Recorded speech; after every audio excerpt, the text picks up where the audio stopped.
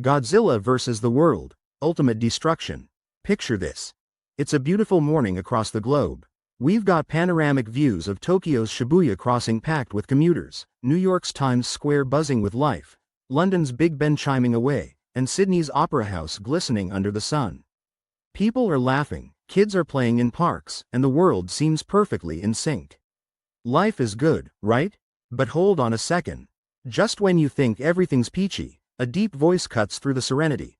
For decades, humanity believed it ruled the earth. But when a force of nature awakens, the world realizes that there are powers beyond their control. Dramatic music swells, and boom. The title slams onto the screen. Godzilla versus the world, ultimate destruction. Buckle up, my friends. This is gonna be wild. The awakening of Godzilla. So, let's dive back in time for a sec. We're talking ancient civilizations here. Imagine cave walls adorned with eerie paintings of a colossal creature towering over tiny humans. Cultures from every corner of the world have legends about this behemoth. From Japanese myths of Gojira to tales from the Pacific Islands, whispers of a giant monster have been around for millennia.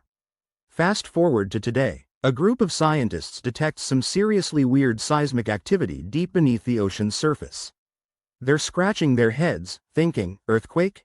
Underwater volcano? Nope. They send a team to investigate, and guess what? They stumble upon massive claw marks etched into the ocean floor and enormous footprints leading into the abyss. And then it happens. The ocean starts bubbling, ships are tossed like toys, and out of the depths rises Godzilla. He's huge, towering over everything, with scales glistening and eyes that mean business. Sailors are freaking out. Radios are blaring distress signals, and our giant friend is making a beeline towards the nearest city. Global panic in response. Naturally, the media goes bananas. Every news channel is broadcasting live footage of this giant lizard stomping around. Social media? It's on fire. Hashtag Godzilla is trending worldwide. People are posting blurry videos, speculating whether it's a hoax or some crazy marketing stunt. World leaders are hastily assembling emergency meetings. Picture a room full of politicians looking both terrified and baffled. Debates are heated. Should we attack? Should we try to communicate? Does anyone here speak giant monster? It's chaos, but they need to make a move, and fast. Before you know it, global militaries are joining forces. Jets are taking off, tanks are rolling out, and soldiers are gearing up. Command centers are buzzing with strategists trying to coordinate a defense plan. It's like something straight out of an action movie, but this time, it's real life. The path of destruction. Godzilla is on the move, and nothing is safe. He stomps through iconic cities, Tokyo, Hong Kong, San Francisco, you name it. Skyscrapers topple like dominoes, bridges snap like twigs, and roads crack under his massive feet. The military throws everything they've got at him, missiles, bullets, lasers, but it's like tossing pebbles at a tank. Amidst the chaos, we see the human side of things. Families desperately trying to evacuate, people helping strangers climb out of rubble, and first responders risking it all to save lives. It's intense and heartbreaking all at once. And let's not forget Mother Nature.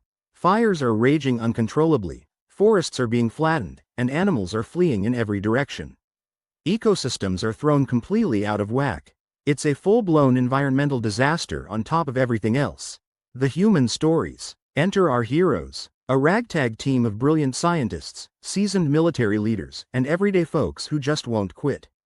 There's Dr. Emily Rodriguez, the genius biologist, Captain Jake Thompson, the tough-as-nails soldier with a heart of gold, and Maya Lee, a tech whiz who's hacked into systems since she was 10. We zoom in on the Nguyen family, separated during an evacuation in Los Angeles. Mom, Dad, and little Aiden are each navigating their own obstacles, trying to reunite. Their story adds that emotional punch that reminds us what's really important. Meanwhile, the bigwigs are considering the unthinkable, deploying nukes. Our protagonist team is divided. Some say it's the only way. Others argue that obliterating Godzilla could have even worse consequences. Is destroying this creature the right call? Seeking solutions, Dr. Rodriguez has a eureka moment. She discovers that Godzilla emits a unique biofrequency. If they can create a device to interfere with this frequency, maybe they can slow him down or redirect him. It's a long shot, but it's the best idea they've got. But wait, Maya suggests that perhaps Godzilla isn't just mindlessly destroying stuff. Maybe he's reacting to something humans did, like underwater nuclear tests or pollution. What if they can communicate or at least understand his motives? The team works around the clock, blending cutting-edge tech with age-old myths. They're building gadgets, decoding ancient texts, and even repurposing satellite arrays. It's a global collaboration, with experts from every country pitching in. The ultimate showdown. This is it, the big finale. Military forces are setting traps, positioning forces, and getting pumped up with rousing speeches. Captain Thompson rallies his troops. We're not just fighting for our lives, but for the future of humanity. The confrontation is epic. Jets zip through the sky, drones swarm, and Godzilla unleashes his iconic atomic breath. The device created by our heroes is activated, emitting pulses aimed at disrupting Godzilla's biofrequency. The monster slows down, showing signs of distress. Just when it seems victory is in sight, the device overloads. Sparks fly, systems fail, and hope dwindles. In a selfless act, Dr. Rodriguez and Captain Thompson decide to manually fix it. Their sacrifice pays off, the device reboots, and Godzilla starts retreating towards the ocean. Aftermath. As the sun sets, a hush falls over the ravaged cities. Smoke clears to reveal the extent of the devastation. Survivors cautiously step out from shelters, faces covered in soot but eyes filled with relief. Our protagonist team, though battered and grieving their losses, gather together. They reflect on what happened, questioning how humanity's actions might have provoked such a catastrophe. There's a shared sense that things need to change. In the distance, the ocean waves ripple calmly. No sign of Godzilla. Or is there? A subtle tremor hints that the king of monsters might still be out there. Is he gone for good? Only time will tell. The narrator chimes back in. In the wake of destruction, humanity found unity. Not through dominance, but through understanding. It's a poignant reminder that we're all in this together. We see a montage of people rebuilding, neighbors helping neighbors, nations sending aid, kids planting trees. There's a renewed hope that despite the wreckage, a better future is possible. Hey guys, if this story got you thinking about how we treat our planet and each other, maybe it's time we all take a little action. Let's make a difference. Credits and bonus scene. As the credits roll, we're treated to serene shots of landscapes healing.